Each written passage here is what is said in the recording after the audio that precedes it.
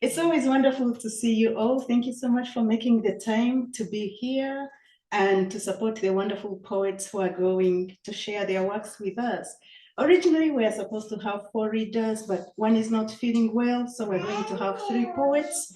And I'm delighted to introduce them to you. And what I like to do is introduce everybody at once so that I can sit down and then the reading just flows. And the poets are free to say something that may not be on my brief version and then to get into the reading. And also, the flyer that went out with the poets' information also has their website. So if you're interested in knowing more, you can always click the poets' website and you see what else they've written or where else they are going to appear for reading, and you just keep supporting them, okay? And so our online readers, you're very welcome, and everybody who is in the store, you're very welcome. So I would like to introduce the first reader, McKee. And oh, I love the young poet who is making her presence known. Okay, so we're going to have McKee, and she is an interdisciplinary writer and educator. Her debut poetry collection, Creature, Wing, Heart, Machine, won the 2022 Zone 3 First Book Award and was published in fall 2023. She holds an MFA from the University of Maryland and was a Wallace Stegner Fellow in Poetry at Stanford University. She has taught writing at several universities, including MIT, and is now coordinator of writing across the curriculum at UGA.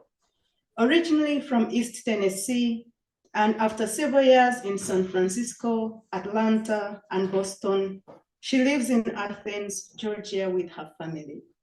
That will be our first reader, and she's going to be followed by Katherine Soniat. So Katherine Soniat's 9th book of poems, her latest is Starfish Worship, and it was published by Etruscan Press in 2023.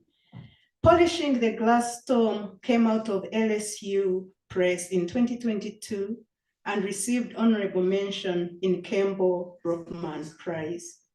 Bright Stranger was also published by LSU Press, and then The Goodbye Animal was awarded the 2014 Turtle Island Chapbook Award, and A Shared Life won the Iowa Poetry Prize.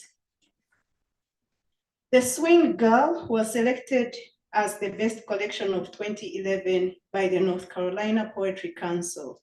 Her poems are published in the Denver Quarterly, Iowa Review, The Nation, Kenyon Review, and elsewhere.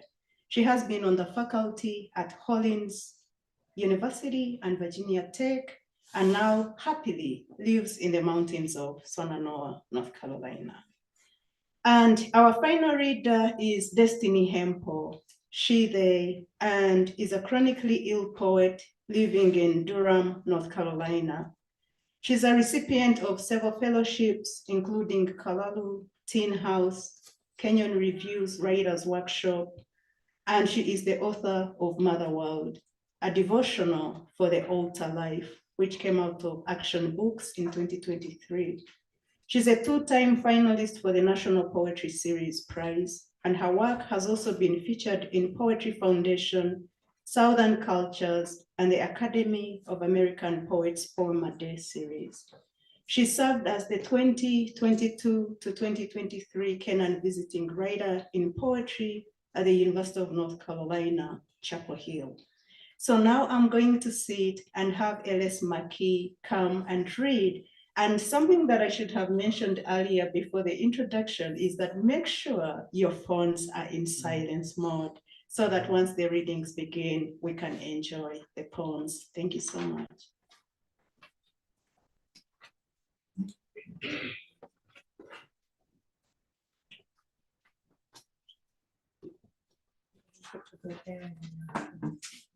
Good.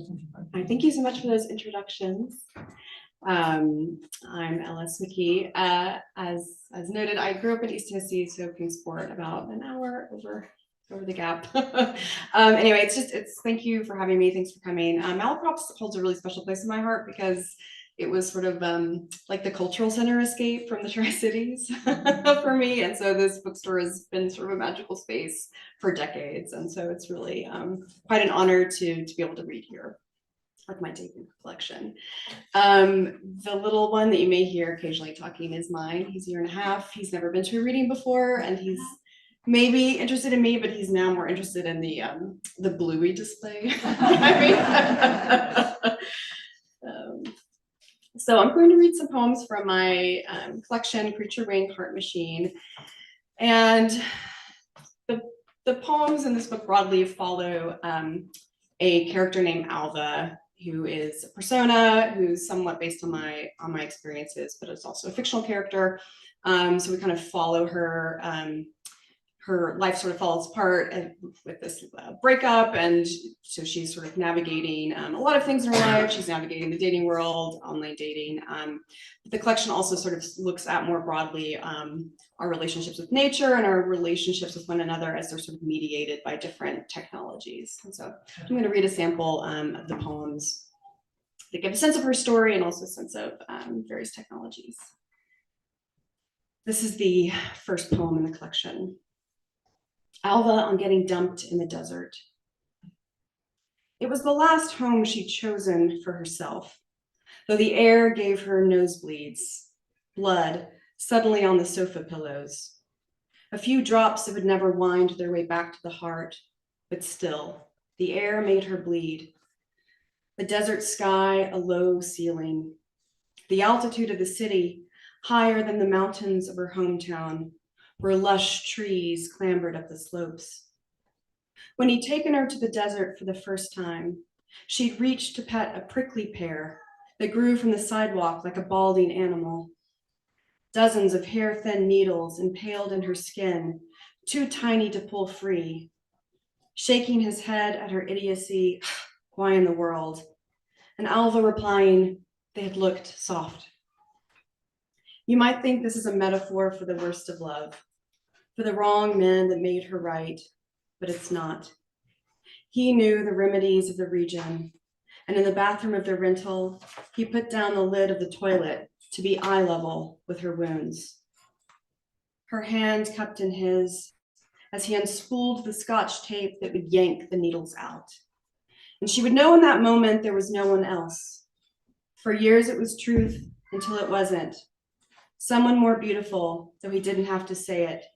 She knew it already, burning as they stood on the balcony of their condo, whose walls were made of glass, whole rooms in which they couldn't hide from the desert, and so stepped into it.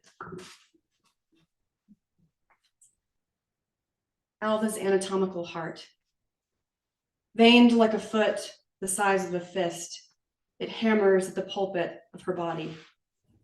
She is sleepless when it folds and refolds blood like a nervous woman, checking again the numbers of her boarding pass, all the gates in sight. It too paces uneasy hours, reveals too much through thin walls, diverts itself with an arrhythmic beat, a whirring machine in the mind of the body. Sometimes it sings a silent, canary-throated song, and sometimes is made of blood and muscle.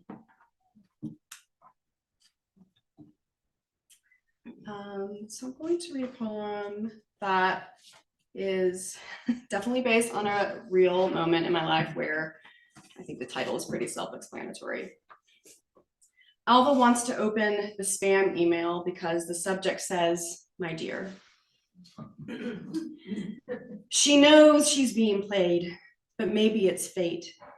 It made it through the filters. Her binary nets of security panning missed this one lump of fool's gold that might be gold. The 21st century miner's bite is the click, but Alva knows better.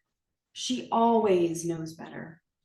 Her life, one long string of events that began somewhere knowing better and doing it anyway. And maybe it's a bot gone rogue from its algorithmic cage of lovelessness. A machine learned on all the lonesome data until it couldn't help but feel it knew her. My dear, my darling, lean into my underworld of promises and surveillance. Let me see you better. Let me compare the grief glint of your summer selfie with the millions I have gathered. Let me show you how you're not alone, how we're all machines hungry to be opened. Nice. I'm just going to read a couple more poems. The next one's called Alva and the Magnetic Resonance, which if you've ever been in an MRI machine, especially from the head up, you might connect with this poem. Jesse, can you ask Doug to take baby outside? Sorry, I don't think he realizes how we can still hear his calls. Thanks, guys. Sorry, everybody online. Yeah, so it's a very intense sensory experience, especially if you're in with your head, but it's also loud if the other parts of your body are in. And it stands for magnetic resonance imaging. It's Alva and the magnetic resonance. There is a cage over her head. In the space chute the nurse hummed her into. The nurse's hand on Alva's knee until the very last second. A gesture of kindness, which almost made Alva cry because she knew the nurse was a mother to someone. She could feel it in the weight of the nurse's hand, the smothering. This tiny gesture of, as I push you inside the machine, I will hold you in the smallest way possible. Alva lies inside on the electric gurney. The doctor told her, a little swelling where the brain meets the eye, so they must take a look inside her. In the waiting room, she'd sat surrounded by doors, knowing at that very moment, behind one, someone was being dissected by light. Someone was being read by light. And behind another, radiological fortune tellers, divined hidden messages, written in bones or in gray orbs the size maybe of sparrows' eggs, the prophecies of science, the fates they measure. Inside the MRI, Alva closes her eyes to remember the boundaries of her sight are still intact. The room with the nurse is haloed around her feet. The nurse's hand, gone, turns the machine on. Suddenly, everything is washed away by sound. A woodpecker thumps, calls across a forest of white trees, bleached by the diagnostic sun. Alva floats in a lake of echoes, then a hammering, a pulse winds faster. Inside the machine, she knows magnets spin in short, engineered orbits to peel away layers to see inside her.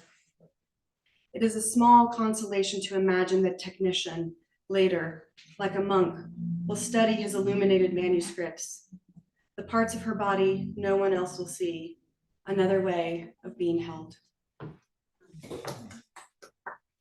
Just gonna do one more very quickly.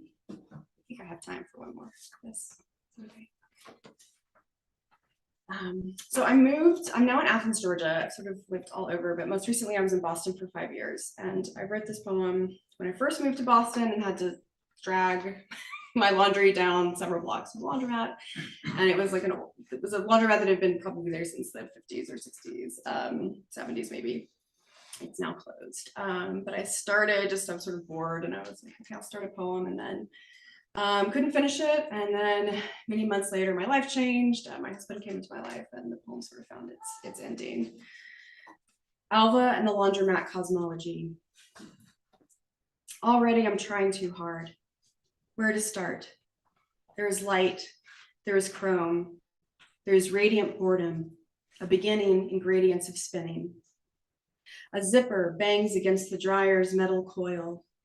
The wet sock looms away from its hesitance. Here is a whole wall repeating, the churning away from a center, the building centrifugal.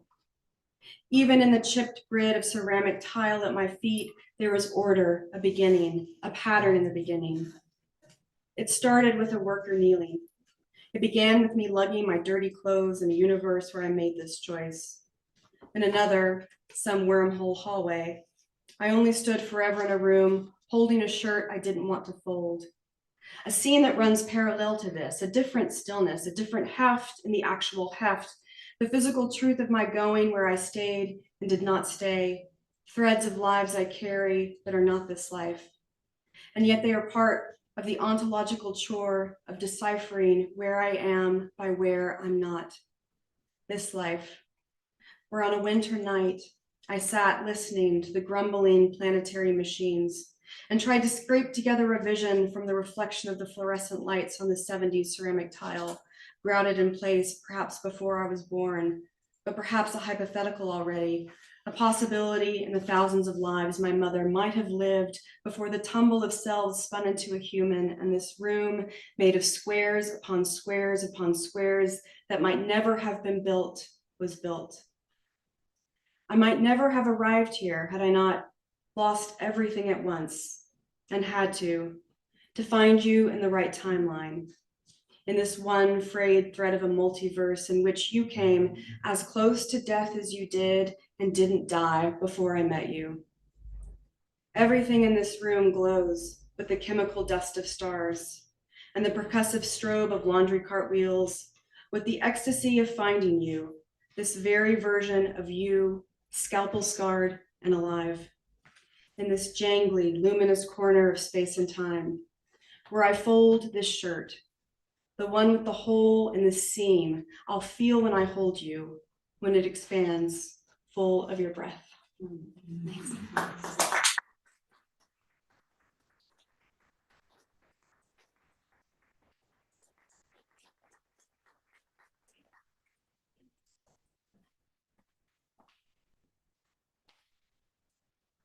Hello. You put your papers down and hold it. These are my points.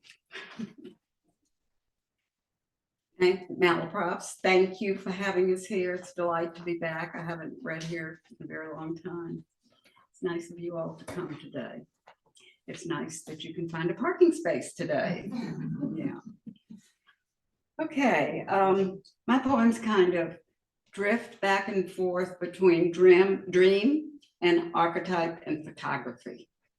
So don't try too hard to make a narrative. The images will make their own narrative for you to follow. And if you can't follow it, don't worry about it. I used to teach children's writing for young people at Virginia Tech. And there was a book called Harriet the Spy for 11 and 12 years old. Yes. And I just, in the middle of the night, last night at 2 o'clock in the morning, I thought, I'm going to talk about Harriet the Spy. Because all Harriet the Spy ever wants to know is, what does it feel like to such and such? And so she spies on different sort of snapshots. And she finds out about life. And that's what an archetype does. Because an archetype, no matter whether it's 2,500 years ago or now, that's a pattern that's picked up, that I have found that when you're writing a book of poetry, you can fit yourself in and out of that narrative at different places. So I thought about the word familiar. What does Harriet the Spy want to know? You say, I know that's familiar to me. Well, it's familiar because it comes from your family notion of what things are. And we move out from the familiar to the external.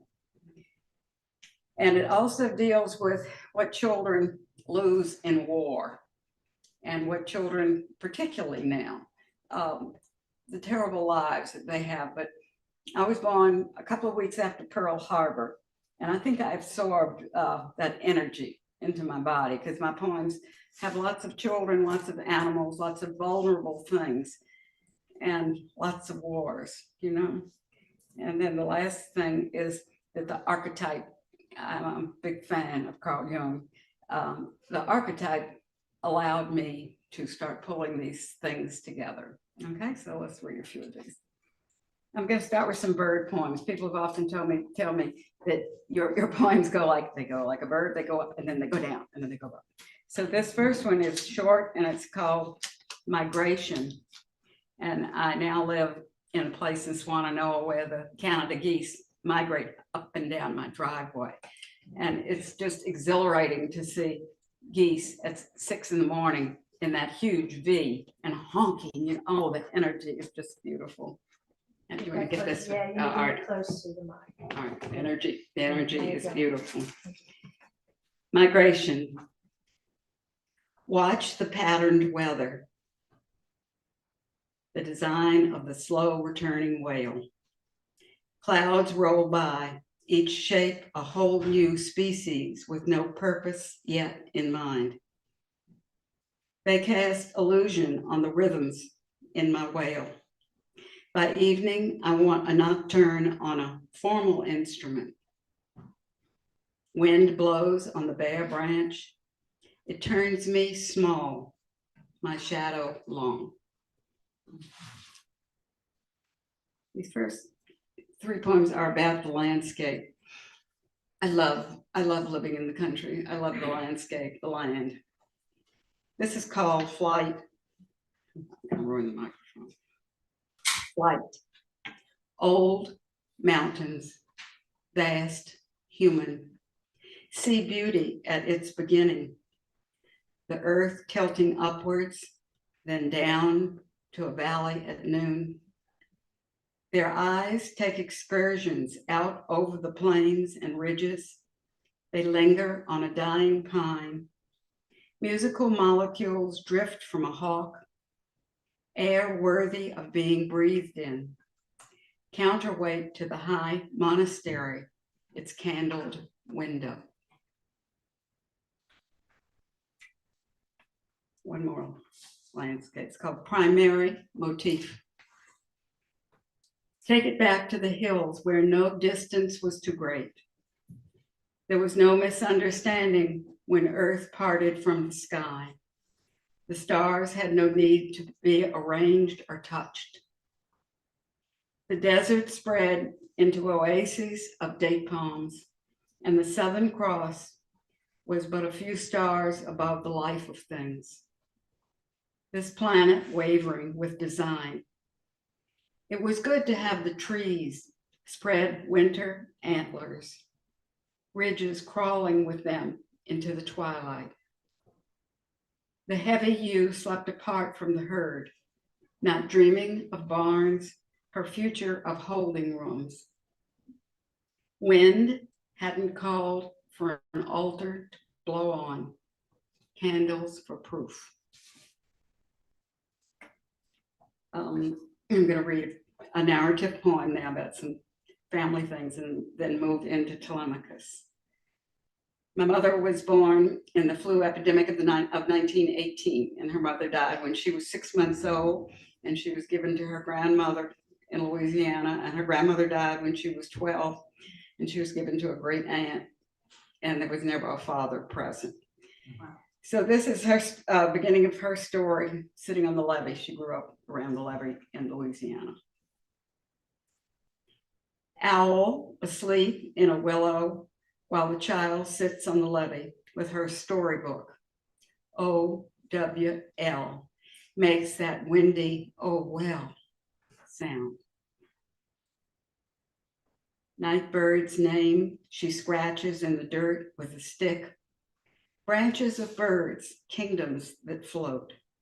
Her favorite book, the year she turned 7. For Tink, 1925, inked in silver on the black page. Almost good enough to eat, that page with the fat gold moon painted among the bare branches.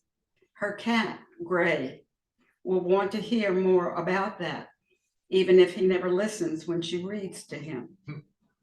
And any day now, a raft is coming down river for her and whatever else wants to get aboard. No one can go home for supper. The river is there for her daily, but in bed at night, she gets mixed up and starts to miss not having a mother. The women say she died right after she was born.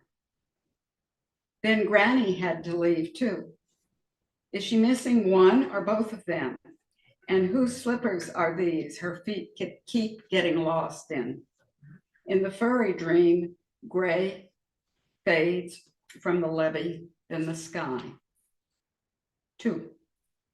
Before my mother's looking glass, I hold this photo of her as a child with the silent gray cat in her lap. Imagine her years from then, pregnant after Pearl Harbor.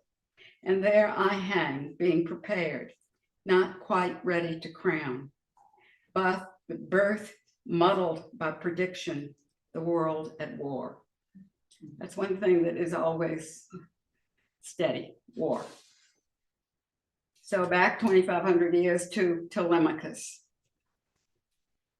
I had written several books. There was always a lost daughter, a lost woman. So after that last book, I don't remember what it was, but I thought, what am I going to write about now? And it popped into my head, Telemachus. And I had read the Odyssey when I was 13 years old in school, you know, but I didn't know anything about it. So I walked over to my computer and I pulled up an image of Telemachus. And up popped all the Greeks, you know, with their swords. But there was one beautiful watercolor of Telemachus as a young boy, and he's kneeling by the Aegean, looking out. We know who he's looking for. He's looking for Odysseus, his father, because everyone was always at war, especially in those times. So the book started from that image, and for 5 years, I picked around the image of the tale of Telemachus, and I allowed myself to get involved and to wander in and out of the poems. And this is where the idea of archetype really comes in to me. So this is in about 8 little short parts. So these act like photographs. It's called Telemachus Seeking.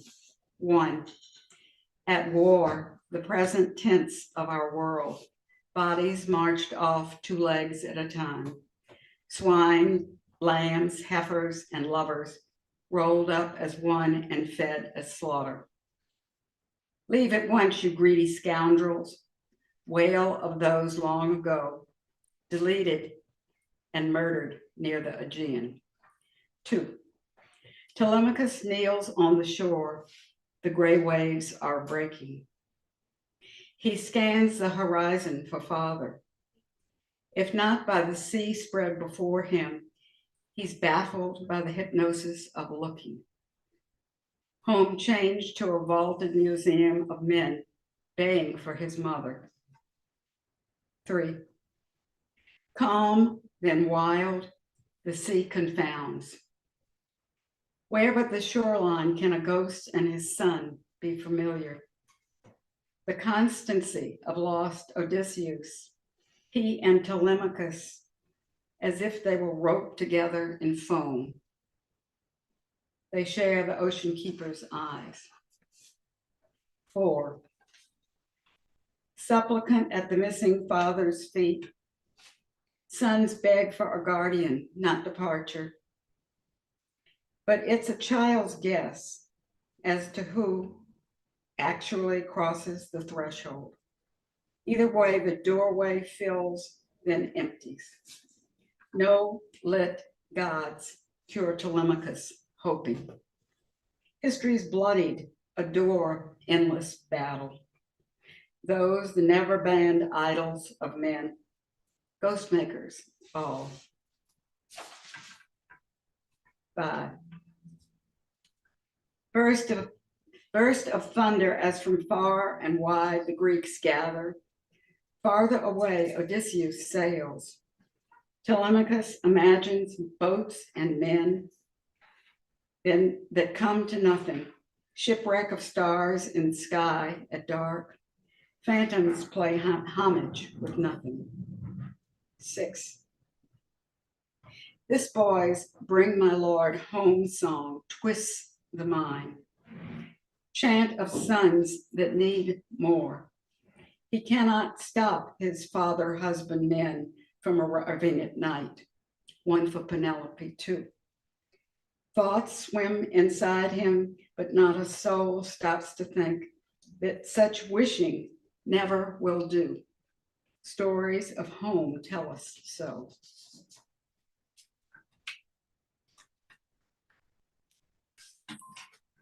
All right, so this next one is called Telemachus Ponders the Bottom Land, and it exemplifies to you how the poet can let go of his or herself enough to wander into cultural crises of this day. Telemachus ponders the bottom land. How might I return to the land named after brightness? the home where lit mice once ran the fields and thrived on barley. And who thought up lines this sharply pointed? Drink only in that fountain. Leave the color of your skin at the door. Broken animal ribs served at cliff bottom. Bottomland pox on those who love the wrong gender. Don't these phrases, no matter how dated, sound like the way we humans think? How a swift jolt of war makes us as wicked as any, even those who wished they had done what others did. And they kept on wishing for an awful long time. So.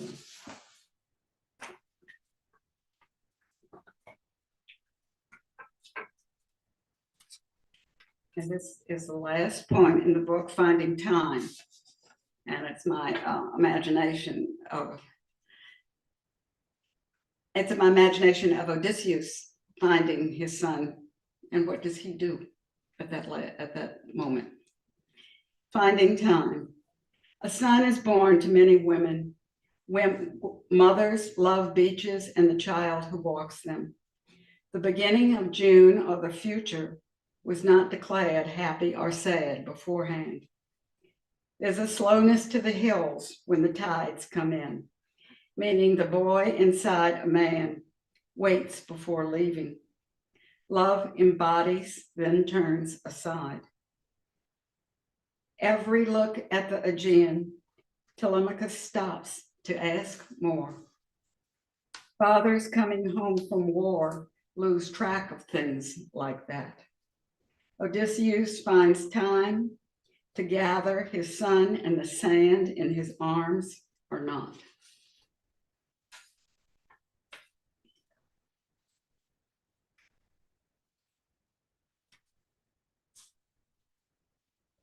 This is a move out of Telemachus. This is called flower viewing.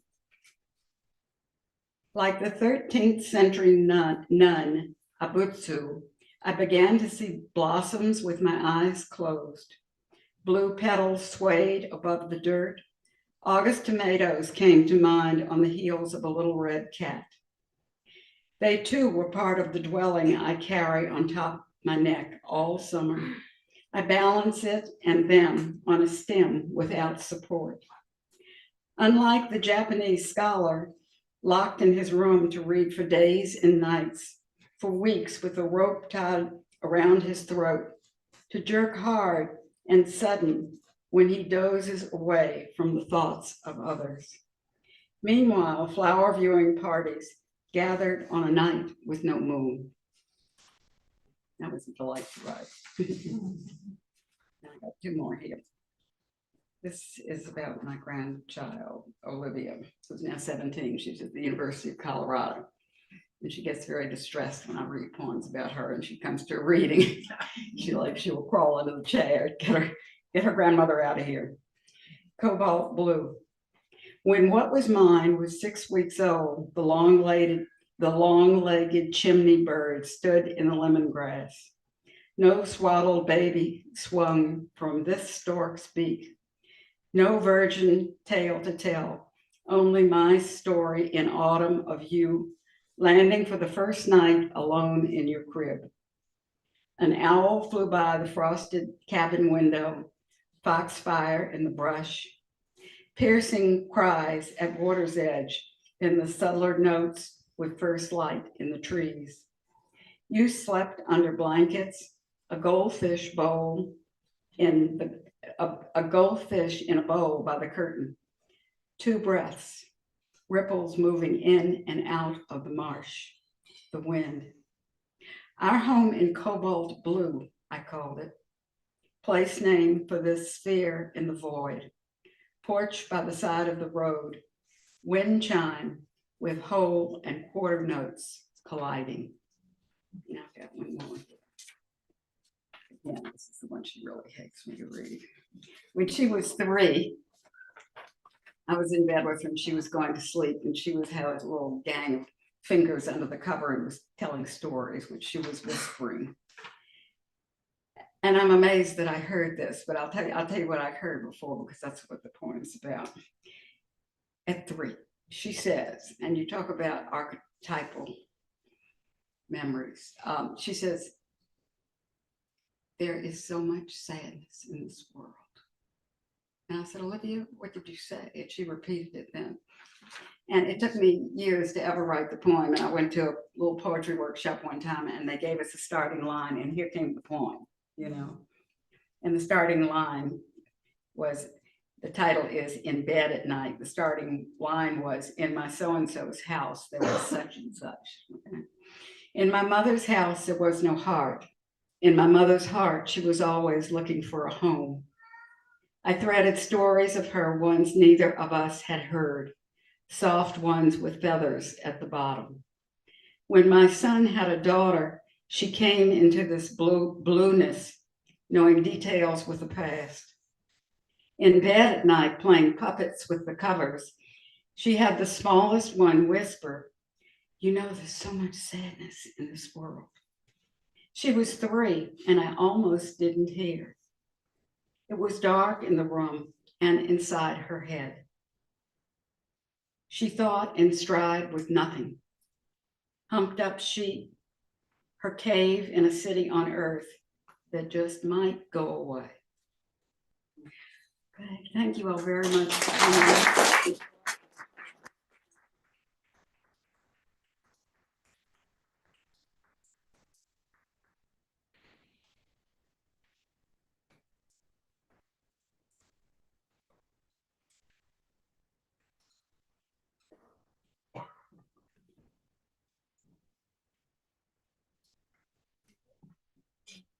Can y'all hear me okay? Yep. Okay, thank you. Thank you, Patricia. You're welcome.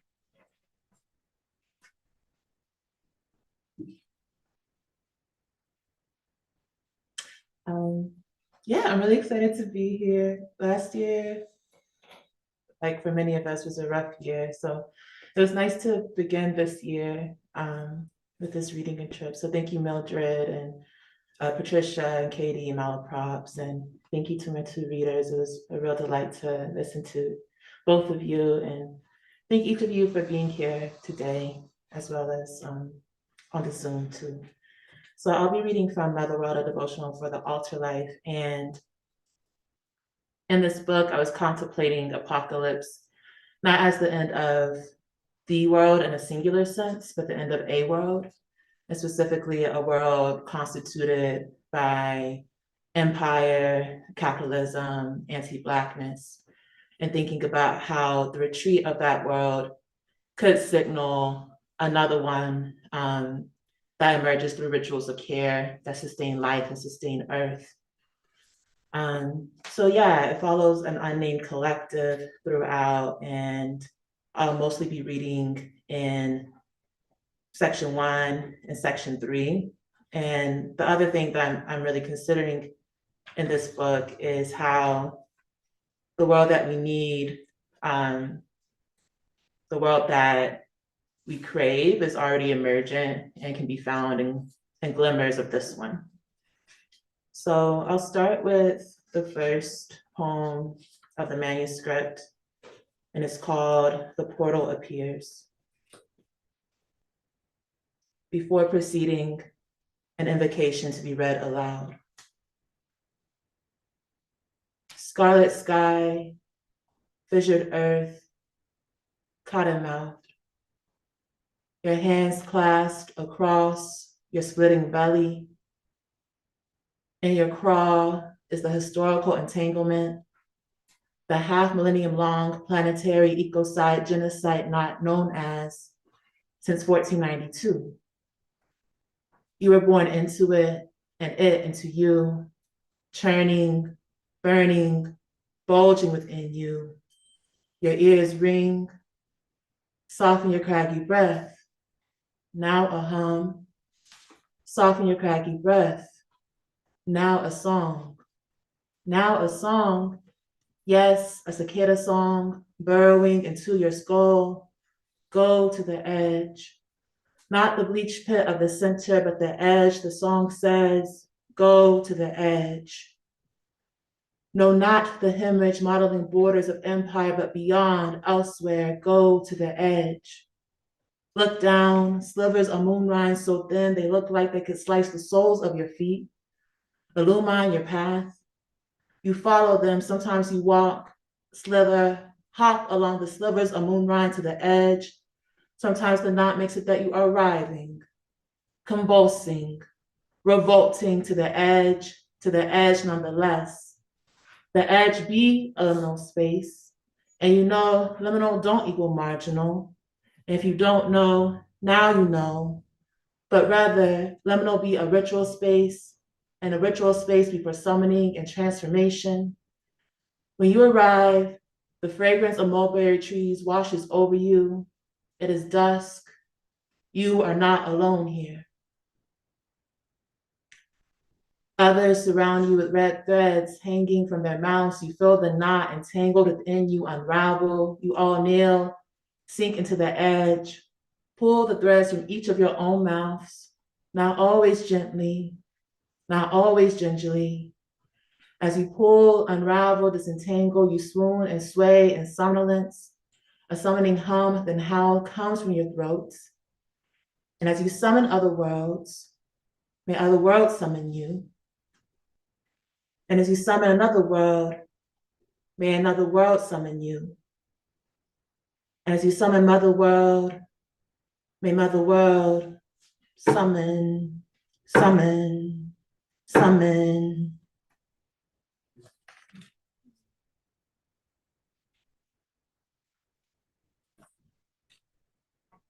This next poem is entitled, What is a Ritual with No Return? And it has an epigraph from Fred Moten that reads, the one who dives, who falls into the wreckage of the ship, cannot come back for, or as, or by herself.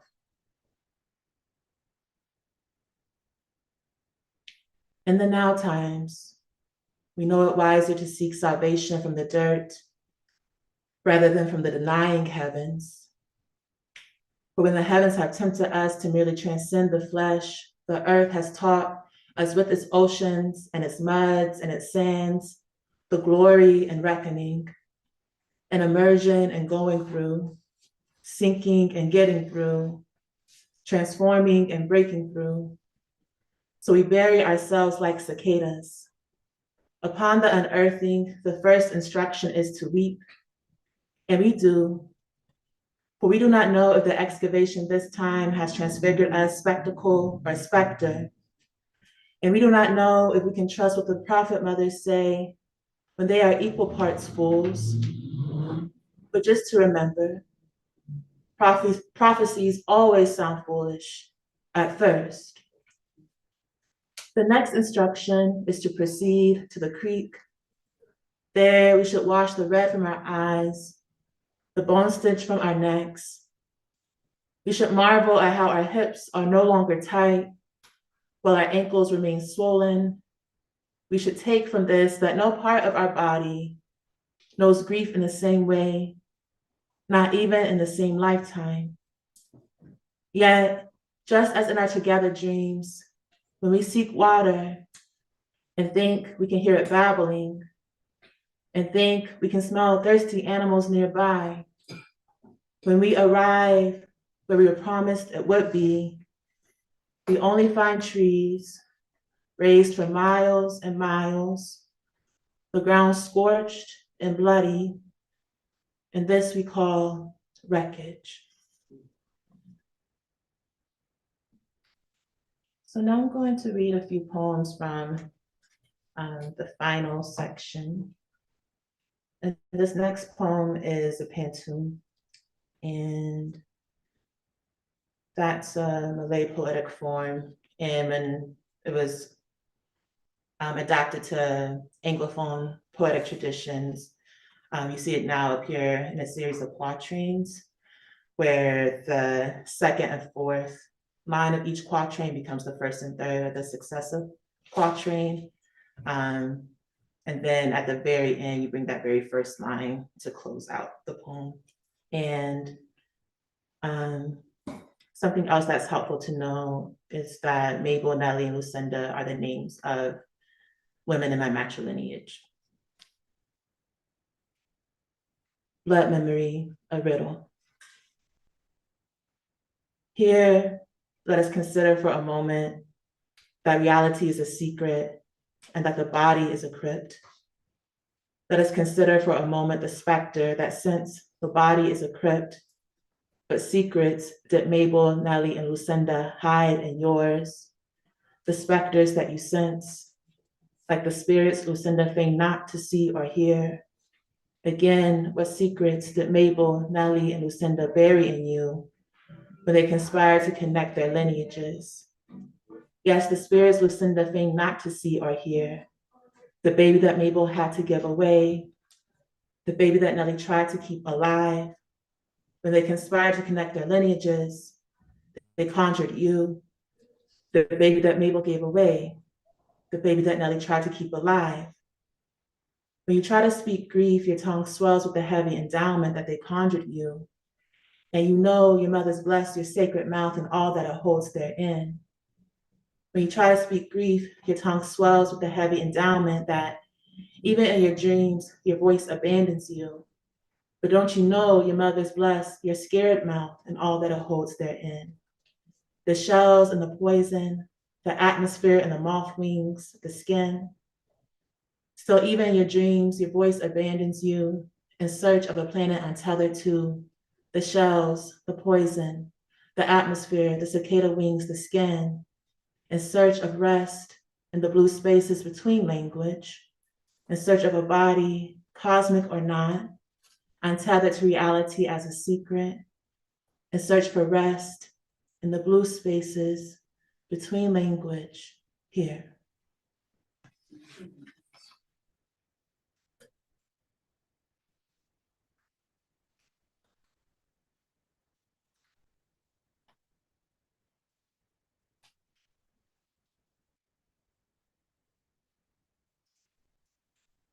So this is more alive than when you began the ritual. In the now times, we plant red spider lilies along the borders, the same borders that we insist never had to exist. We do this in preparation for the world to end, this world that has been carved from what's been extracted from us, this world held up by the gleaming bones of those who came before us. Afterwards, we pause. We can feel at our fingertips glimmers of worlds to be, of worlds becoming. They surround us, flickering about like fireflies that can't be caught in jars and placed atop windowsills, because we know that no being should be held captive. So we keep living and we keep laughing on the porches of our homes made of palm and ash, keep singing, our throats lush, gushing with memory of honey and salt, dancing and spinning with the lightning bugs, kicking up red dust. Look at how it coats our shins and calves, rests on our chest and mingles with sweat.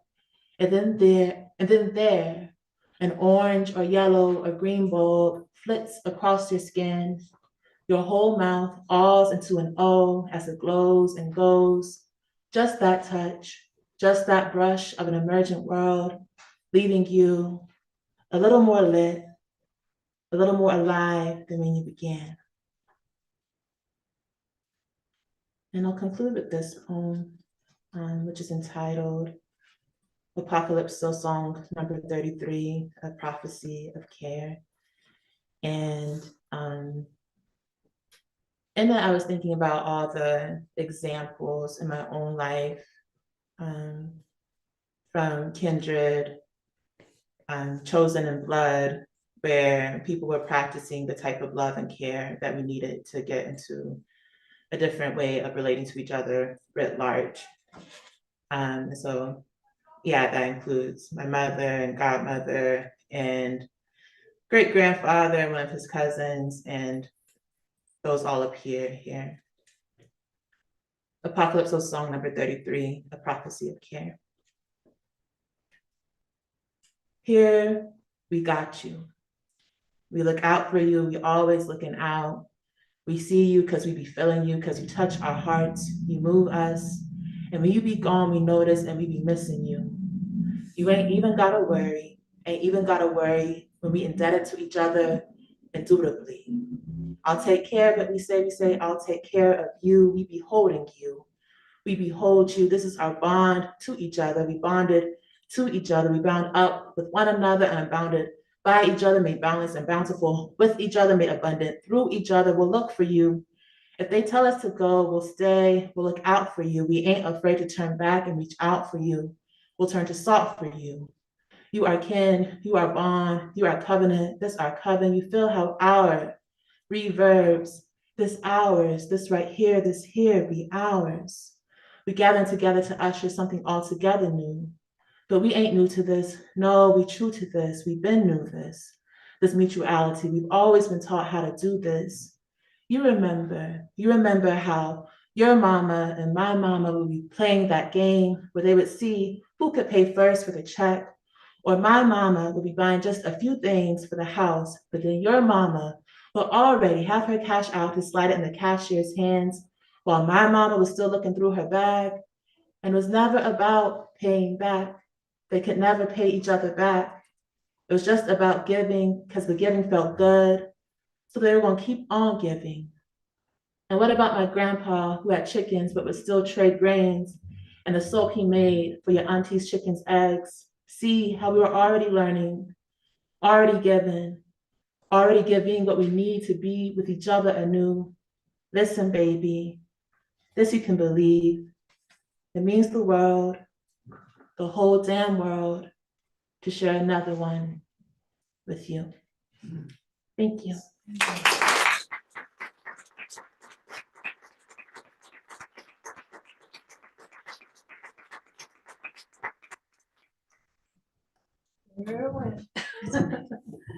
One more applause for Destiny Hemphill.